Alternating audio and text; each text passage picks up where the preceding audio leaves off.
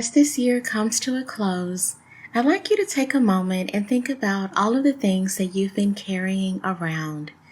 Perhaps you have been carrying some expectations that were not yours to begin with. Perhaps there are some opinions from other people that should have not been kept around. You don't need to judge those thoughts, those things that you've been carrying around. You don't need to fix anything right now. I just want you to imagine what it would feel like to gently set all of those things down.